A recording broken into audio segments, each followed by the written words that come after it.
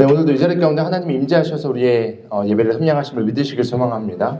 하나님이 지금 이 자리에 함께 하심을 믿는 것, 그리고 그것을 바라보면서 예배 가운데 주시는 음성을 듣는 것 매우 중요합니다.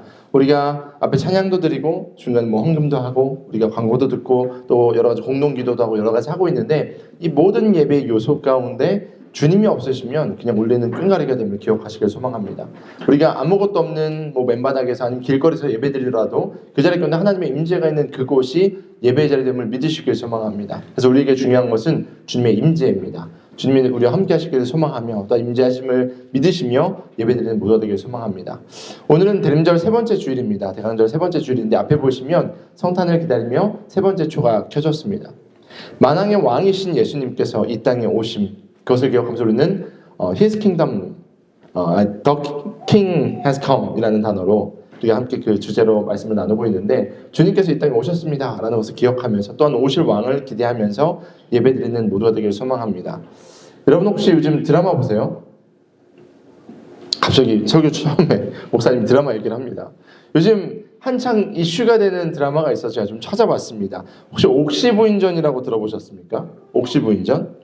이게 요즘 방영 2주 만에 화제성 1위를 차지한 드라마라고 이야기합니다. 혹시 보신 적 있어요? 역시 말씀과 기도, 할렐루야. 네, 살기 바빠서 저희가 몰아서 보통 보는데 옥시부인전이라는 요즘 드라마가 화제래요.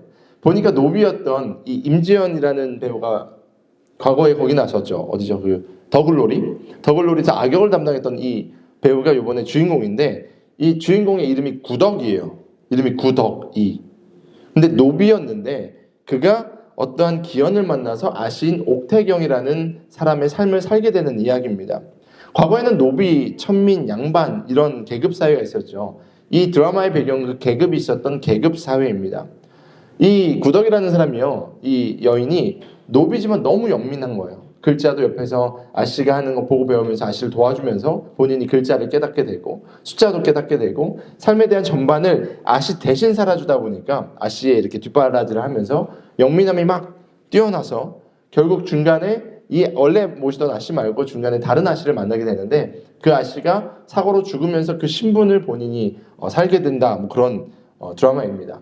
그 여인이요, 이제 죽은 아씨가 노비들이나 아니면 양반이나 모든 사람에게 법이 공평하게 진행될 수 있도록 돕는 역할을 하는 게 꿈이었는데, 그 역할을 하는, 그래서 어려운 자들이 차별당하지 않도록 돕는 노비의 역할을 하는, 그래서 그렇게 아씨로 살아가는 내용이 이 옥시부인전의 전체적인 스토리라고 이야기합니다.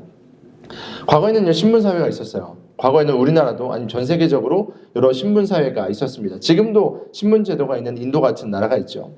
양반은요, 학문을 익힐 수도 있습니다. 글자도 당연히 배울 수 있고요. 양반은요, 여행도 마음껏 다닙니다. 지배계층이니까 어린아이든 나이가 많든지 상관없이 대접받는 사회가 신분제도가 있는 사회입니다. 반대로 여기 나오는 노비는요, 법적으로도 주인의 소유였습니다. 본인이 갖고 있는 것은 주인의 것입니다. 심지어 이름조차도 자기가 지을 수가 없었어요. 무시받는 존재였습니다. 극중에서 이 구덕이라는 사람이 이름이 구덕이가 된 이유는요, 그 주인이 너 구덕이처럼 살아라, 버티면서 살아라, 그래서 구덕이라는 이름을 지어주는 겁니다. 그것처럼 노비는 사람 대우를 받지 못하고 살았던 그런 사람입니다. 이 내용을 보면요, 이 구덕이라는 노비가요, 양반집 그 아씨한테 맨날 쿠사리를 먹는데 뭐라고 이야기하냐면요, 구덕이가 똑똑하고 활동적이니까 자꾸 바깥에 나가려고 그래요. 시장도 다녀오고 사람들을 만나니까 너 한 번만 나가다 나한테 걸리면 내가 너 다리를 부러뜨릴 거야. 그래서 너는 이제 절뚝이가 될 거야. 이렇게 협박을 합니다. 지금 생각하면 상상할 수 없는 인신공격을 막 합니다. 심지어 주인공의 엄마가 병에 걸려요. 전염병에 걸리는데, 그러니까 고칠 생각은 안 하고 양반집에서 구덩이를 파서 살아있는 채로 산매장을 명해버립니다. 그래서 눈앞에서 엄마가 죽는 것을 본 그림이 그려집니다. 양반들은요, 노비들을요, 헌뜻하면 구타합니다. 불법적인 일을 벌입니다. 그래도 노비들은요, 반항할 수가 없는 존재, 인간다운 삶을 한 번도 살아본 적이 없는 존재들이 노비로, 신분의 차이로 나타납니다. 그래서 극중에 대사가 나오는데요, 뭐라고 대사가 나오냐면요, 양반이 질문합니다. 네 꿈이 뭐냐? 라고 물어봅니다. 너무 똑똑하니까 한 남자 주인공이 너 꿈이 뭐니? 라고 물어봅니다. 그때 이 구덕이 이렇게 이야기합니다. 늙어 죽는 겁니다. 너무 당연한 건데 늙어 죽는 게 꿈이래요. 이상하다는 표정을 지었는데 이어서 이렇게 대사를 합니다. 맞아 죽거나 굶어 죽지 않고 곱게 늙어 죽는 것이 제 꿈입니다. 라고 이야기합니다. 이게 지금 저희가 짧게 본 옥시부인전 그런 시대상을 저희가 함께 살펴봤습니다. 여러분 한번 상상해 봅시다. 지금 노비와 양반의 차이도 이렇게 큰데 만약에 왕과 일반 평민, 노비 그 정도의 차이는 얼마나 클까요? 우리가 지금 함께 왕 대신 예수님에 대해서 3주간 말씀을 나누고 있고 다음 주까지 나눌 텐데 왕이라는 단어가 우리에게 딱 다가오지 않습니다. 피부로 막 체험되지 않습니다. 감각적으로 저희가 왕은 그런 존재이지 라는 정도만 알지 진짜 왕이 어느 정도인지 저희가 알 수 없습니다. 왜냐하면 지금 왕정 시대가 아니기 때문이죠. 제가 이제 스와질랜드 선교를 갔는데 거기서 저는 이제 로열 패밀리를 만난 적이 있어요. 왕족을 만난 적이 있습니다.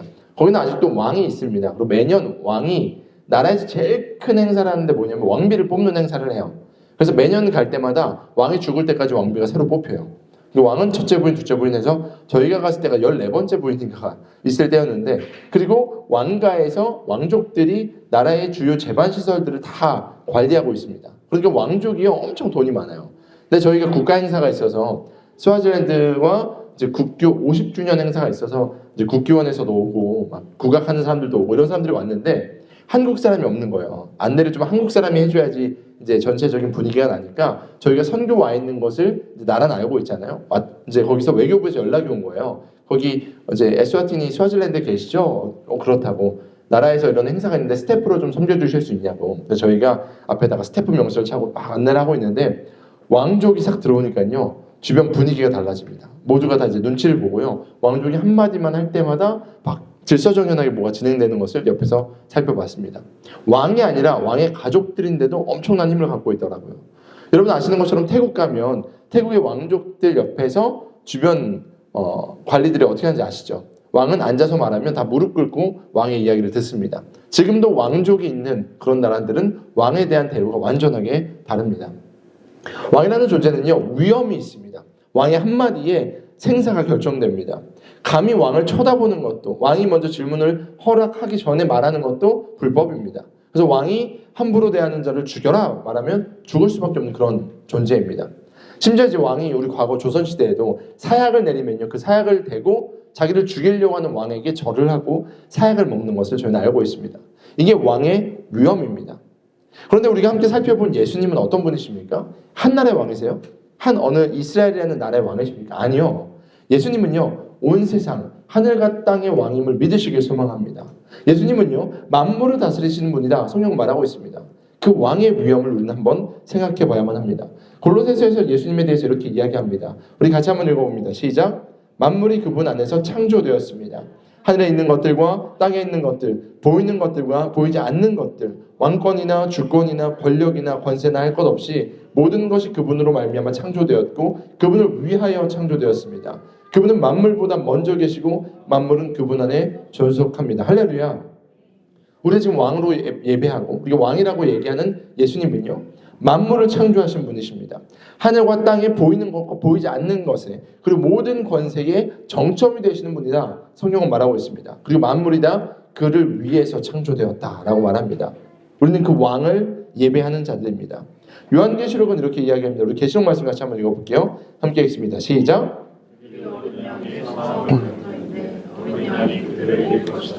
무슨 어린 양이 만물의 주요와 왕이기 때문에 어린 양이 되는 사람들이 부르심을 받고 택하심을 받은 신실한 사람들이기 때문이다. 할렐루야. 지금 예수님을요 어린 양으로 표현합니다. 예수님은요 왕으로 이 땅 가운데 오셨지만 자신의 힘을 마음껏 휘두르지 않으셨습니다. 권리를 말하거나 섬김을 받기 위해서 여러 가지를 이야기하신 그런 분이 아니십니다. 무엇을 요구하지 않으셨습니다. 오히려 왕이신 그분이요 우리가 감히 만날 수 없는 그 왕이요 우리에게 찾아오셔서 손을 내미셨습니다. 엄청난 사건입니다. 제가 옥시부인전 앞에 이야기했지만 그 노비와 아시의 신분이 바뀌는 것만 해도 그 당시에도 센세이션한 일이었는데 지금 왕이 이 땅 가운데 오셔서 우리에게 손을 내미셨다 성경 말합니다. 그리고 오늘 본문의 제목처럼 친구가 되어주셨습니다. 오늘 본문 15절에 보면요 하나님과 우리의 관계를 먼저 이야기합니다. 종과 주인의 관계였는데 이제 더 이상 내가 너를 종이라고 얘기하지 않겠다. 나는 너를 친구라 부르겠다. 나는 너를 벗이라 부르겠다라고 이야기합니다. 엄청난 얘기 아닙니까? 우리 말씀을 같이 한번 읽어봅니다. 시작. 이제부터 내가 너희를 종이라 부르지 않겠다. 종은 그의 주인이 무엇을 하는지 알지 못한다. 나는 너희를 친구라고 불렀다. 내가 아버지에게 들은 모든 것을 너희에게 알려주었기 때문이다. 아멘. 종은요, 감히 주인이 하는 것들을요, 본인이 생각하지 않습니다. 시킨 대로 그냥 복종하는 존재입니다. 근데 친구는요, 서로 대화합니다. 야, 뭐 먹으러 갈래? 야, 어디 갈래? 서로의 의견을 존중합니다. 대화를 합니다. 관계를 맺는다는 것이죠. 우리가 아는 예수님은요, 우리에게 명령을 하시는 존재가 아닙니다. 물론 우리가 하나님의 뜻에 대해서 순종하고 나아가야 되는 그런 명령들 성경 말하고 있지만 예수님은요, 우리와 관계를 맺기 위해서 오셨다 말하고 계십니다.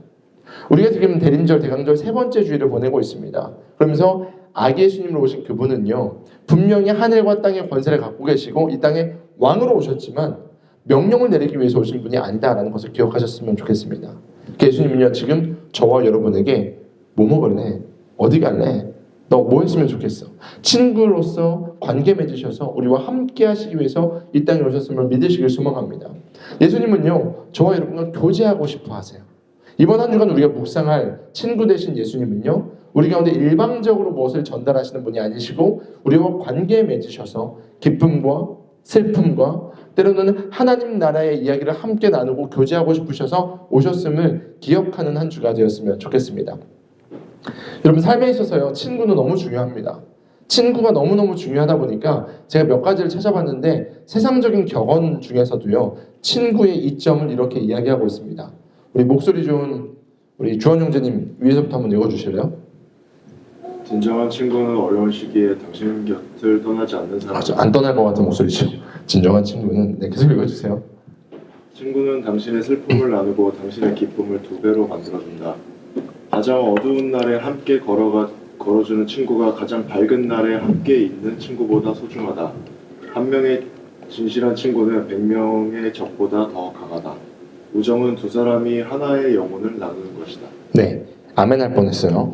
세상 이런 격언들도 참 막 저희 마음을 툭툭 치는 것들이 있습니다. 우리가 한창 이제 친구에 대한 이야기를 많이 나누다 보면 친구만 있으면 좋겠다. 아니면 나 이런 친구 없나 이런 생각이 들 때도 있죠. 때로는 친구 때문에 아프기도 하고요. 이 친구 때문에 위로가 되기도 합니다. 세상은요, 이 친구의 귀함을 이렇게 이야기하고 있습니다. 아리스토텔레스도, 알버트 슈바이츠도, 그리고 헬렌 켈러도, 에드워드 영도, 에우리피테스도 이런 다양한 각계각층의 사람들이요, 친구의 중요함을 이야기합니다. 근데요, 성경도 친구에 대해서 꽤 많이 말씀하고 계십니다. 대표적인 거 갖고 와봤습니다. 전도서는 이렇게 이야기합니다. 혼자보다는 둘이 더 낫다. 두 사람이 함께 일할 때에 더 좋은 결과를 얻을 수 있기 때문이다. 잠언입니다. 사랑이 언제나 끊어지지 않는 것이 친구이고 고난을 함께 나누도록 태어난 것이 혈육이다. 잠언입니다. 향료가 마음을 즐겁게 하듯이 친구의 다정한 친구가 그와 같다. 옆에 있는 분을 한번 쳐다봐 주세요. 그런 존재인가? 네. 친구란 그런 존재입니다. 옆에 있는 사람이요, 정말 나의 이런 것들을 함께 해주는 존재. 이게 바로 친구가 있는 존재입니다. 친구를 나타내는 헬라어 단어가요, 필리오스라는 단어입니다. 이 필리오스라는 단어는요, 단순히 친구 벗이라는 의미를 갖고도 벗이 BUT 아니고 벗 말고 벗 한문 벗을 나타내는데 친구를 이야기하기도 하지만 인간 관계에 대한 이야기를 합니다. 친밀함, 애정을 담고 있는 관계. 어원인 필리오스의 어원인 필레오라는 단어는요, 사랑하다, 사랑받고 신뢰받는 이런 의미를 갖고 있습니다. 그러니까요, 성경에서 말하는 이제 필리오스 친구는요, 단순히 관계적으로 친구야 이게 아니고요, 계약과 같은 친구가 아니고요, 마음을 나누고 진심을 나누고 함께하고 싶은 그런 존재임을 이야기하는 겁니다. 오늘 보면 요한복음 15장에서요, 예수님이 내가 너를 친구라고 부르겠다 이 이야기는요, 같은 의미입니다. 내가 너를 친밀한 사랑을 가지고 내가 너와 가까이 있고 싶어한다. 이것을 지금 주님이 말씀하고 계십니다. 근데 여러분, 친구라고 해서 다 똑같은 친구가 아니잖아요. 친구 여러분이 뭐 10명 있다고 치면 그 중에서 정말 여러분의 속마음을 이야기하거나 아무 말 안 해도 나와 함께하면 서로를 이해하는 친구가 있지 않습니까? 네, 끄덕끄덕하고 있습니다. 그 친구들, 지금 생각하는 그 친구들. 그래서 우리는요, 내 뭐 영혼의 반쪽, 베스트 프렌드, 뭐 소울메이트, 좋은 단어를 써서 친구를 조금 저희가 세분화시켜 놓습니다. 만약에 여러분에게 베스트 프렌드가 있다고 쳐보세요. 있죠? 지금 생각나는 누군가? 여러분에게 소울메이트? 여러분은 그들에게 무엇까지 해줄 수 있습니까? 여러분의 시간을 내어주시겠습니까? 여러분의 어깨를 내어주시겠습니까? 여러분 통장에 500을 해주시겠습니까? 돌려받지 않을 자신 있습니까? 네, 우리는 보통 베스트 프렌드, 친한 친구에게 어디까지 해줄 수 있을까 한 번씩 생각해 봅니다. 저는 과거에 이런 얘기 했던 적이 있어요. 너무 친했던 친구한테 야 내가 너한테 콩팥 하나 떼줄게 라고 했던 적이 있습니다. 약간 남자들 그 브로맨스 있잖아요. 우정이 있으니까 야 내가 너한테 딴 거는 못 해줘도 내가 너를 위해서 죽을 수는 없는데 콩팥 정도 하나 떼줄게. 지금 보면 큰일 날 일인데. 그 당시 고등학교 때 이렇게 얘기했던 친한 친구들이 있었습니다. 근데 여러분 아무리 친한 친구여도 여러분 그 친구를 위해서 죽을 수 있습니까? 죽을 수 있어요. 성경은요 누군가가 너를 위해 죽어준다면 이라는 이야기합니다. 만약에 누군가가 저를 위해서 죽어준다면 전 잘 살았겠죠. 누군가를 위해서 여러분이 죽어줄 수 있다면요 여러분은 정말 관계 잘하신 거예요. 요한복음은요 이렇게 이야기합니다. 사람이 자기 친구를 위하여 자기 목숨을 내어놓는 것보다 더 큰 사랑은 없다. 근데 이 얘기하니까 나 그런 친구 없는데 생각이 듭니다. 그런데 성경은요 여러분의 그런 친구가 있다라고 이야기합니다. 여러분의 그 친구는요 왕이시지만요 낮은 자리로 오셔서 여러분과 관계를 맺으신 분입니다. 여러분의 죄 때문에 여러분의 지옥 갈 수밖에 없는데 여러분을 위해서 목숨을 내어주신 분이에요. 십자가에서 죽기까지 사랑하신 그분 바로 예수님입니다. 예수님이요 우리의 베스트 프렌드 되심을 믿으시길 소망합니다. 친구 되신 그분이 우리 가운데 오셔서 우리를 사랑하시는 증거로 자신의 목숨을 내어주셨습니다. 왜냐? 여러분과 친한 친구, 여러분 정말 사랑하는 친구 되시기 때문입니다. 그래서 우리는요 그 예수님을 믿음으로 말미암아 죽음에서 생명으로 건진바 되었습니다. 죄의 종에서 하나님의 자녀로 존재가 바뀌게 되었습니다. 요한복음 3장 16절 우리 다 같이 암송하지만 함께 읽어보겠습니다. 세 번역 버전으로 읽습니다. 시작.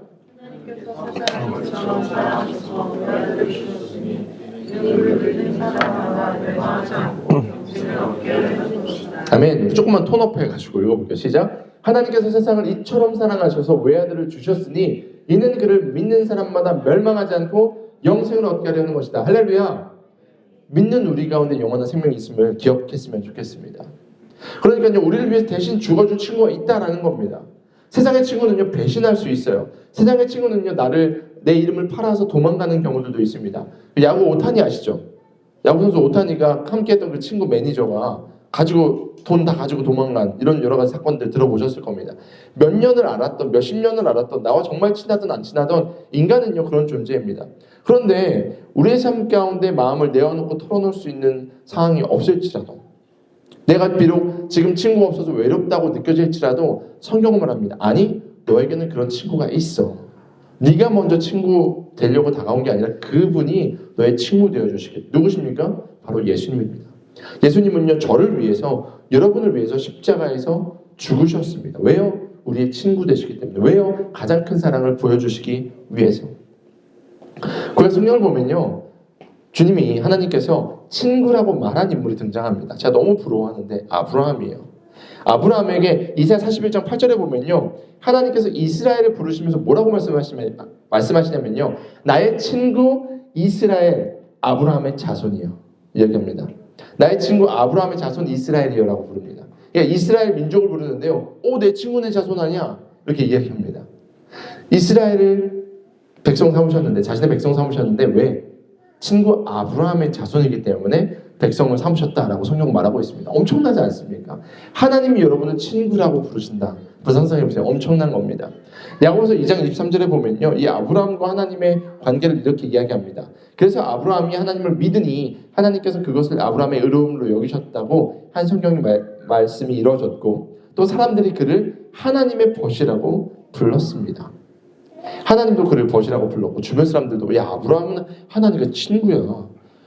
내가 하나님의 친구야 이런 거예요. 다 할 수 있는 거잖아요. 하나님과 친구니까. 그런데 이 친구, 이 벗이라는 것이요 아브라함과 하나님이 호칭적으로만 사용하지 않았어요. 그냥 너 내 친구야, 내 친구라고 불러 이것이 아니었고요. 성경에 보면요 하나님께서 실제로 아브라함과 친구와의 관계를 보여주신 말씀이 있습니다. 여러분 소돔과 고모라 아시죠? 소돔과 고모라 사건. 죄악이 관영한 그 땅 가운데 하나님께서 유황불로 벌을 내리시는데 그 소돔과 고모라를 멸망시키실 때 아브라함과 하나님이 사실 상의하십니다. 창세기 18장에 보면요 이런 장면이 나와요. 제가 쭉 읽어드릴게요. 그때 주님께서 말씀하셨다. 내가 앞으로 하려는 일, 내 그 일을 어찌 아브라함에게 숨기겠느냐. 아브라함은 반드시 크고 강한 나라를 이룰 것이며 땅에 있는 그 나라마다 그로 말미암아 복을 받게 될 것이다. 내가 아브라함을 선택한 것은 그가 자식들과 자손을 잘 가르쳐서 나에게 순종하게 하고 옳고 바른 일을 하도록 가르치라는 뜻에서 한 것이다. 그의 자손이 아브라함에게 배운 대로 하면 나는 아브라함에게 약속한 대로 다 이루어주겠다. 20절 보세요. 주님께서 또 말씀하셨다. 소돔과 고모라에서 들려오는 저 울부짖는 소리가 너무 크다. 그 안에서 사람들이 엄청난 죄를 저지르고 있다. 이제 내가 내려가서 거기에 벌어지는 모든 악한 일이 정말 나에게까지 들려 온 울부짖음과 같은 것인지를 알아보겠다. 이러면서 하나님께서 아브라함에게 내가 지금 소돔과 고모라를 멸망시킬 건데 어떻게 할까라고 질문하십니다. 대화하십니다. 친구와의 대화입니다. 하나님은요 아브라함을 친구 삼으셨기 때문에 아브라함의 의견을 물어보십니다. 왜냐하면 그 당시 소돔과 고모라에는요 아브라함의 조카 롯이 살고 있었어요. 그러니까 아브라함에게 의견을 물어보는 겁니다. 근데 아브라함이요 자신의 의견을 하나님께 전달합니다. 이어서 말씀 볼게요. 아브라함이 주님께 가까이 가서 아뢰었다. 주님께서 의인을 기어이 악인과 함께 쓸어버리시겠습니까? 그 성 안에 의인 50명이 있으면 어떻게 하시겠습니까? 그래도 주님께서는 그 성을 기어이 쓸어버리시렵니까? 의인 50명을 보고서도 그 성을 용서하지 않으시렵니까? 그러면서 25절 그처럼 의인을 악인과 함께 죽게 하시는 것은 주님께서 하시는 일이 아닙니다. 의인을 악인과 똑같이 보시는 것도 주님께서 하시는 일이 아닌 줄 압니다. 세상을 심판하시는 분께서 공정하게 판단하셔야 하지 않겠습니까? 지금 아브라함이요 하나님이 계획을 하셨고 뜻을 밝히셨는데 반론을 펼치는 거예요. 하나님 그러면 안 되실 것 같은데요. 하나님 그런 분 아니시잖아요. 이게요 지금 잘 생각해 보세요. 아브라함은요 한 인간입니다. 피조물이에요. 그런데 창조주신 하나님께 아브라함이 편하게 이야기합니다. 이것이 친구의 관계입니다. 하나님은요 아브라함을 친구 삼으셨기 때문에 그 한낱 피조물인 아브라함의 의견을요 들으십니다. 만약에 내가 그러면 소돔에 50명의 의인만 있어도 내가 그 땅을 멸하지 않을게 약속하십니다.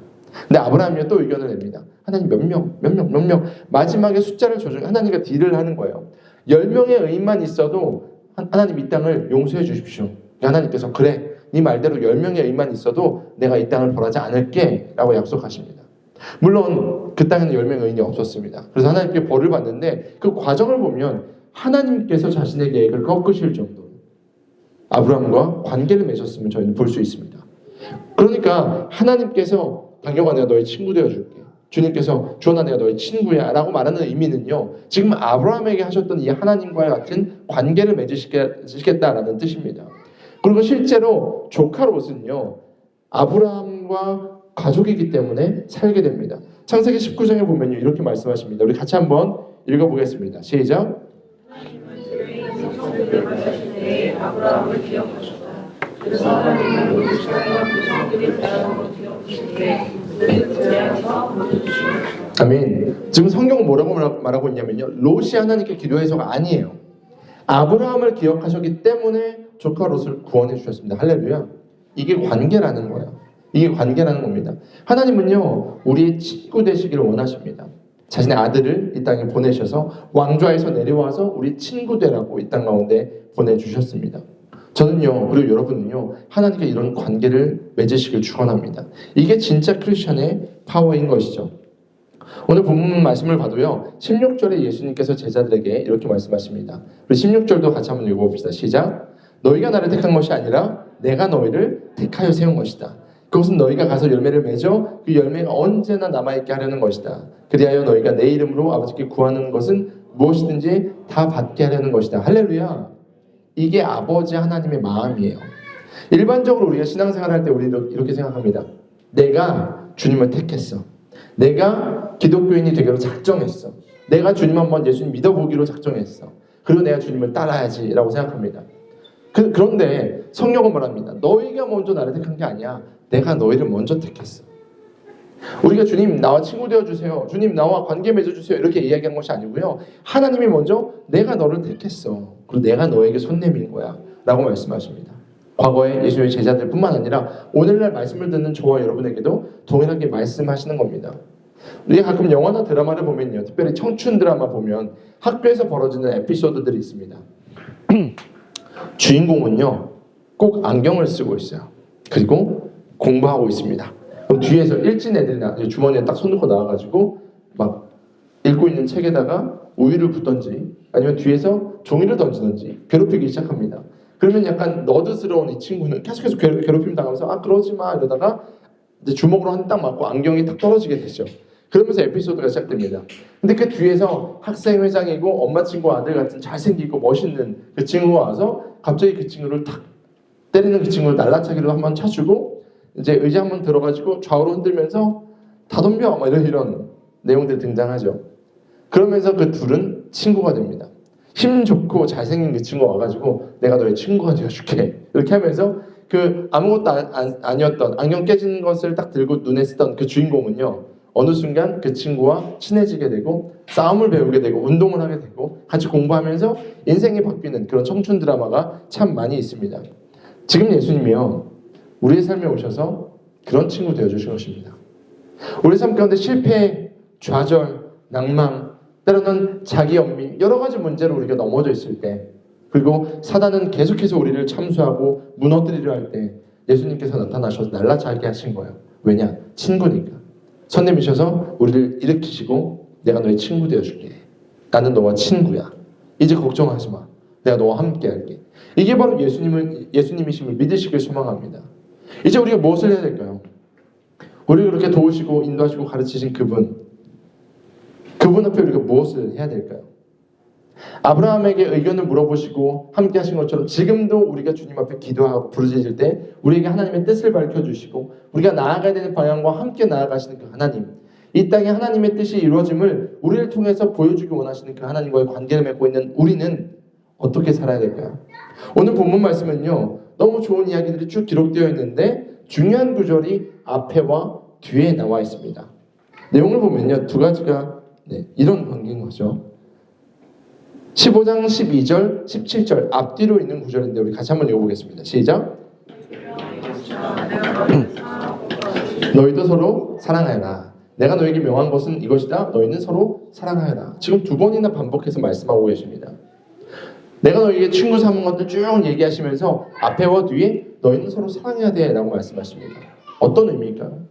전 특별히 오늘날 이 시대에 이 상황 가운데 우리가 적용할 것들이 참 많음을 생각하게 됩니다. 2024년 12월은 참 추운 것 같습니다. 너무 차갑습니다. 관계 가운데, 공동체 가운데 세상이 너무나도 차가워졌습니다. 우리에게는요 사랑이 필요합니다. 지금 이 시대는요 사랑을 말하기보다요 서로를 정죄하는 것을 기뻐합니다.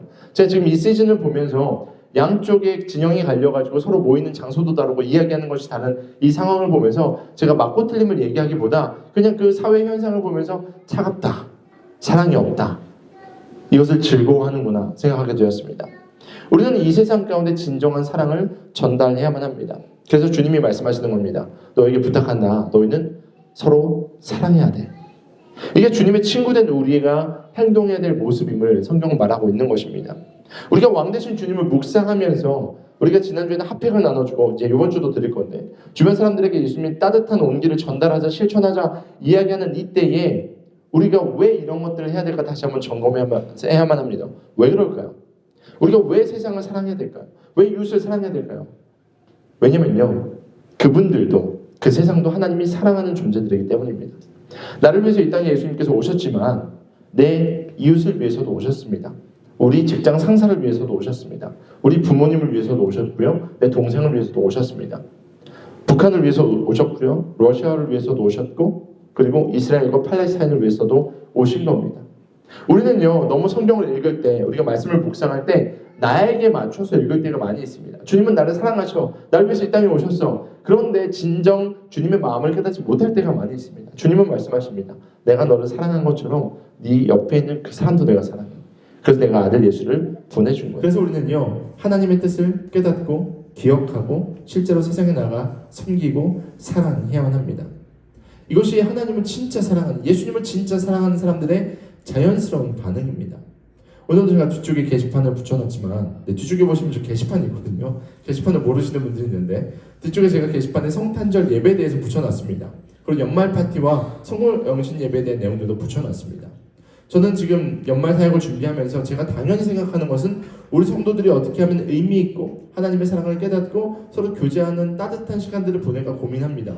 심지어 제가 여러분과 먹을 연말 파티 음식도 제가 메뉴를 쭉 짜고 있습니다. 우리 사모님과. 그런데 하나님 앞에 말씀을 준비하면서 묵상하다 보니까 여러분들뿐만 아니라 주변에 있는 사람들에 대한 마음을 하나님께서 계속해서 저에게 부어주셨습니다. 자꾸 주변 사람들이 생각나는 겁니다. 우리는요 이 12월에 모일 공동체가 있잖아요. 성탄절날 예배 드리잖아요.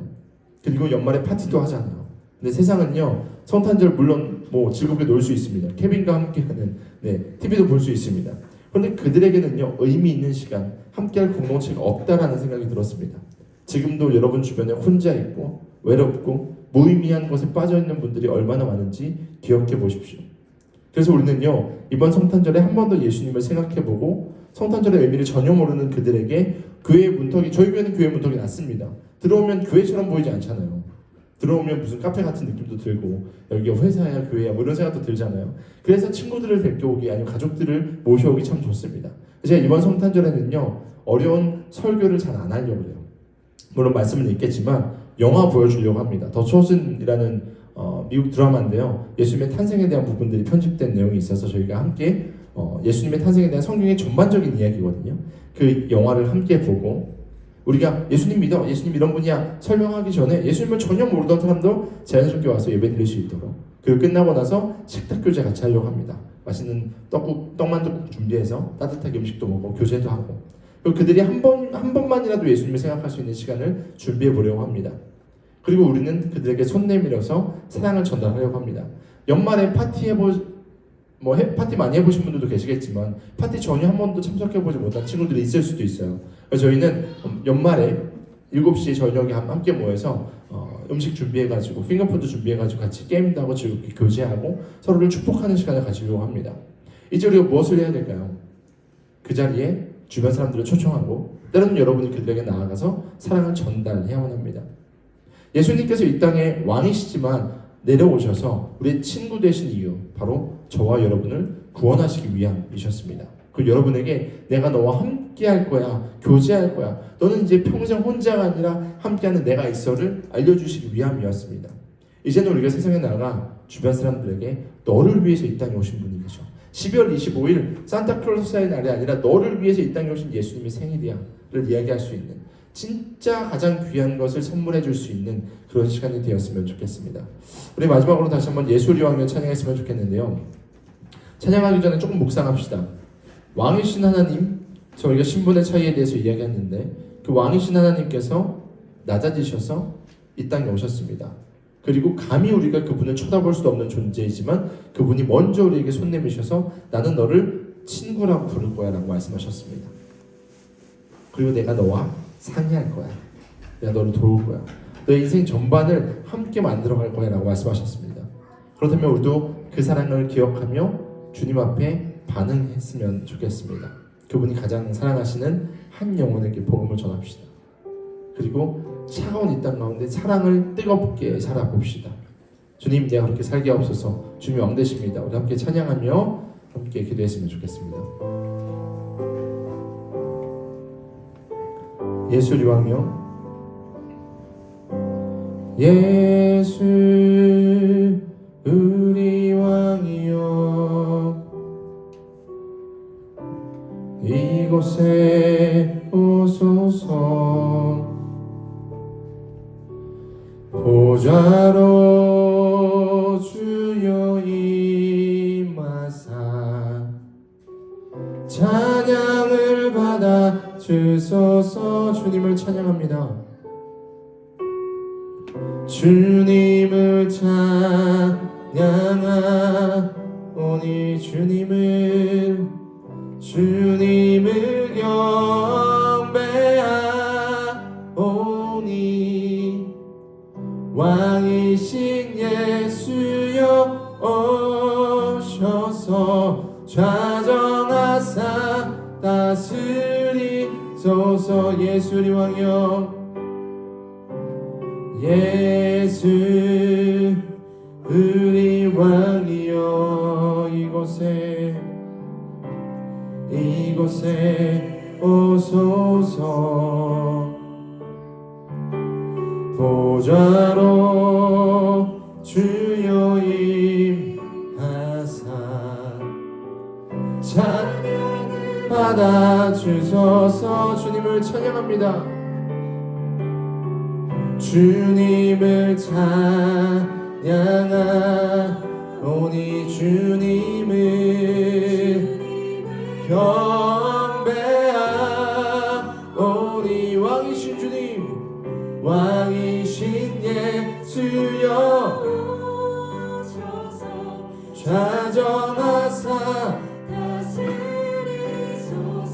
주님을 찬양하오니 주님을 찬양하오니 우리의 평생에 주님을 경배하오니 주님을 붙잡겠습니다. 왕이신 예수여 셔서 좌절하사 다스리소서. 우리 다 같이 자리에서 일어나서 함께 기도합시다. 주님, 우리 친구 되신 주님, 이제 우리가 주님의 손을 붙잡겠습니다. 하나님, 더 이상 외로워하지 않고 더 이상 괴로워하지 아니하고 주님이 나와 함께 하심을 믿음으로 다시 한번 세상에 발을 떼겠습니다. 주님, 우리가 주님이 우리 친구 되셨기 때문에 이제 우리가 주님과 함께 동행함으로 세상에 나아갈 수 있사오니 주님, 우리가 주님이 나와 함께 하심을 잊지 않게 하여 주시고 또 주님이 바라보시는 그곳에, 주님이 나아가길 원하시는 그곳에 나아가 주님 세상에 사랑을 전하게 하옵소서. 주님, 우리 가운데 주님의 사랑이 충만하여서 세상에 사랑을 전할 수 있도록 인도하옵소서. 우리 주여 한 분의 주가 들어가 부르 기도합니다. 주여. 그렇습니다. 주님, 우리를 부르신 주님, 우리를 친구 삼으신 주님, 하나님, 세상의 친구는 변하고 떠날지라도 하나님, 우리와 영원히 함께 하시는 그 주님을 믿사오니 친구 되신 주님을 붙잡고 나아가는 될 수 있도록 인도하여 주시옵소서. 더 이상 종의 멍에를 매지 않게 하여 주시고 우리의 예수님을 믿음으로 구원받고 우리 신분이 변화되사오니 하나님의 자녀답게 살게 하여 주시고 예수님의 친구답게 세상에 나아가 하나님 세상을 변화시키는 하나님의 사랑을 전하는 자들 되게 하여 주시옵소서. 하나님, 왕으로 오셔서 만물을 다스리지만 이 땅에 오셔서 우리를 위해서 죽으신 그 주님의 사랑을 기억합니다. 죽기까지 사랑하신 그 사랑을 우리 가운데 부음받게 하여 주시고 이제 세상에 나아가 그 사랑을 전달하게 하옵소서. 차가워지고 추워지고 분열하고 나뉜 이 땅 가운데 주의 사랑이 필요합니다. 이들을 파송합니다. 이들의 삶 가운데 하나님의 사랑이 흘러넘치게 하여 주시고 이들의 말 한마디, 이들의 눈빛 하나로 말미암아 하나님 얼어붙은 이 세상이 변화되게 하옵소서. 주님, 그들이 가운데 복음을 전하기 위해서 입을 뗄 때마다 하나님 입이 된 영혼을 붙여주시고 주님의 사랑 말미암아 회복되는 그 모든 영역을 주여 이들 가운데 맡겨오니 주님 일하여 주시옵소서. 일하여 주시옵소서. 일하여 주시옵소서. 주님, 우리를 사용하여 주시옵소서.